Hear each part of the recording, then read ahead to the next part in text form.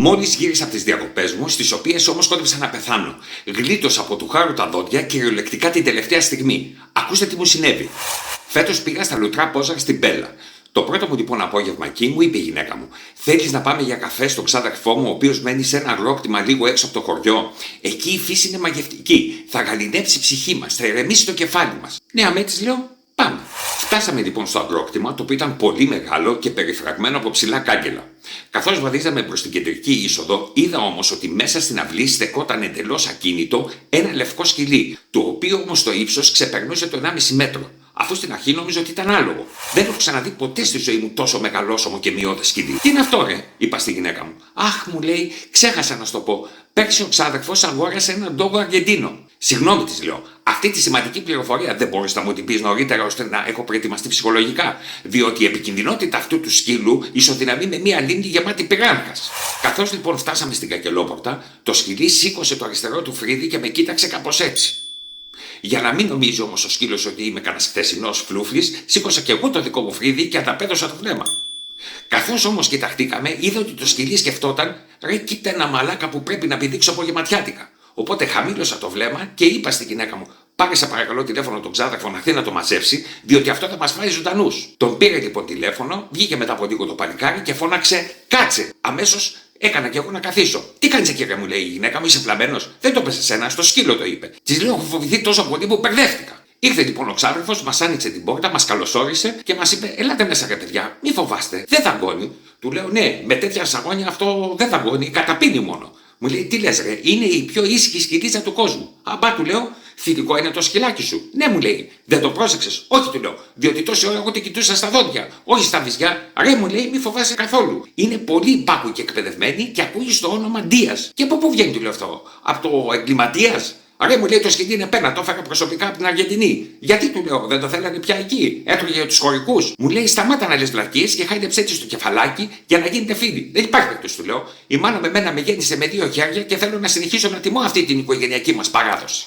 Μπήκαμε λοιπόν μέσα στο σπίτι, μας έφτιαξε ο ξάδερφος καφέ. Είπαμε τα δικά μας. Κάποια στιγμή όμως κοίταξε την ώρα και μας είπε: πω, είναι 6. Πρέπει να πάω την Ντίας να ξεπιαστεί. Και πώς ξεπιάνεται, του λέω, το σκυλάκι σου? Το κατεβάζει στην πλατεία του χωριού και κυνηγάει μπάτσους? Όχι, ρε, μου λέει, το ανεβάζω στην κορυφή του βουνού και την αφήνω να τρέξει ελεύθερη κανένα μισάωρο και ξεπιάνεται. Θέλετε να έρθετε μαζί να σας δείξω και τον τόπο μας? Δεν ήθελα να νομίζω ξάδερφος ότι είμαι κανένας φλούφλης χθεσινός και ότι φοβάμαι, οπότε συνένεσα.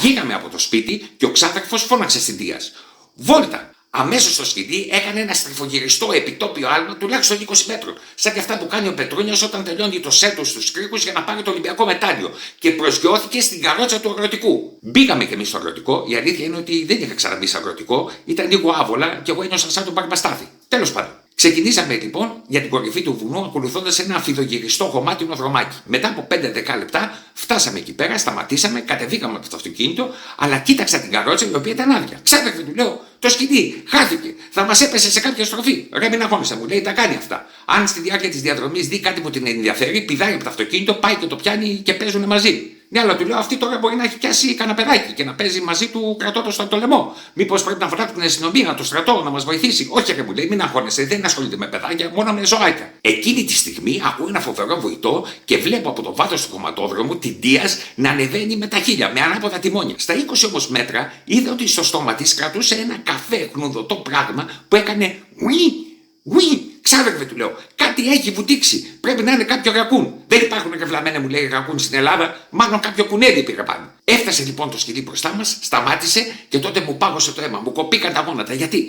Διότι συνειδητοποίησα ότι αυτό που κρατούσε στο στόμα, εκείνο το καφέ γνωστό πράγμα που έκανε ουι, ήταν τελικά ένα μωρό αρκουδάκι. Γύρισα λοιπόν προς τον ξάδερφο και είδα ότι είχε βγάλει το κινητό του και τραβούσε φωτογραφίες. Είσαι εντελώς μπαλάκας, του λέω, τι κάνεις εκεί, ρε βλαμένε? Γιατί, μου λέει, γιατί, ρε, του λέω, αυτό είναι ένα ζωντανό αρκουδάκι, αληθινό. Δεν είναι λούτρινο από το μουστάκα και δεν ξέρω αν το ξέρεις, αλλά τα αρκουδάκια σε αντίθεση με τα κουνουπίδια δεν φυτρώνουνε. Τα φτιάχνει ένα πράγμα που ονομάζεται αρκούδα. Η οποία αρκούδα θα καταλάβει σε λίγο ότι λείπει από τη φωλιά του στο μωρό της και θα βγει να το ψάξει. Πες λοιπόν στο γαμόσκυλο να αφήσει κάτω το αρκουδάκι, να σκοθούμε να φύγουμε πριν μας βρει κάποιο κακό. Ξαφνικά λοιπόν είδα στο βάθος του κομματόδρομου να ανεβαίνει προς το μέρος μας ένα φορτηγό. Στην αρχή δεν έδωσα σημασία, αλλά όταν το φορτηγό έφτασε στα 50 μέτρα, είδα ότι ήταν καφέ με τρίχες. Και όταν έφτασε στα 40 μέτρα, είδα ότι αντί για φώτα είχε κίτρινα μάτια. Όταν το φορτηγό έφτασε στα 30 μέτρα, είδα ότι είχε κάτι μεγάλα δόντια σαν καρδιόδοτες. Στα 20 μέτρα όμως συνέβη το εξής. Ξέρω ότι όλοι σας έχετε ακούσει ότι λίγο πριν πεθάνεις περνάει η ζωή σου, λέει, μπροστά από τα μάτια σου σαν ταινία. Μαλακίες. Εμένα δεν πέρασε η ζωή μου μπροστά από τα μάτια μου σαν ταινία. Εγώ είδα ταινία κανονική του Hollywood. Είδα το Revenant με τον Λεωνάρντο Ντικάπριο. Αυτή την ταινία που τον τρώει η αρκούδα. Δεν ξέρω αν το πιστεύετε, αλλά μέσα σε ένα δευτερόλεπτο είδα 2,5 ώρες ταινία σε 4K και Dolby Surround. Ήταν τόσο εκπληκτική εικόνα που ακόμα θυμάμαι τι χρώμα κάτσε στο Ντικάπριο τη στιγμή που το ματσαλούσε η αρκούδα. Και το μόνο πράγμα που σκεφτόμουν ήταν το εξής. Είπα, ρε μαλάκα, τον Ντικάπριο τον έφαγε η αρκούδα και του δώσαν Όσκαρ. Εμένα θα με φάει η αρκούδα και θα λέει ο κόσμος τι δουλειά είχε ο βλαμμένος απογευματιάτικα στο βουνό. Όταν η αρκούδα έφτασε στα 10 μέτρα, ως διαμαγείας σταμάτησα να φοβάμαι. Τα έγραψα όλα στα αρχίδια μου. Γύρισα λοιπόν πρώτα στον ξάδερφο, ο οποίος είχε παγώσει στη θέση του και κατουρημένος κοιτούσε ακίνητο στην αρκούδα και του είπα. Γιατί σταμάτησε να γράφει φωτογραφίες, βγάλε και την αρκουδίτσα μία-δύο να ξέρει ο κόσμος από τι πεθάναμε. Και όταν η αρκούδα έφτασε στα 5 μέτρα, γύρισα προς τη γυναίκα μου και της είπα: πριν από ακριβώς μία ώρα, μου είπες να πάμε για καφέ στον ξάδερφό σου, διότι εκεί πέρα η φύση είναι μαγική. Θα καντίνευε η ψυχούλα μας, θα ερεμούσε το κεφαλάκι μας. Όμως, μετά από μία ώρα βρισκόμαστε στην κορυφή ενός βουνού, έτοιμοι να μας πηδήξει μία αρκούδα. Επομένως, ή εσύ δεν μου τα είπες καλά, ή εγώ δεν τα κατάλαβα καλά. Μισό λεπτό. Ορίστε. Τι έγινε τελικά με την αρκούδα? Δεν έχω ιδέα τι συνέβη. Με το που η αρκούδα έφτασε στο 1 μέτρο, εγώ έκανα μεταβολή και ξεκίνησα να τρέχω. Σταμάτησα το τρέξιμο όταν επέστρεψα πια στην Αθήνα μετά από 700 χιλιόμετρα. Επομένως, δεν ξέρω τι έγινε. Αυτό όμως που ξέρω είναι ότι δεν έχω πια ούτε γυναίκα ούτε ξάδερφο.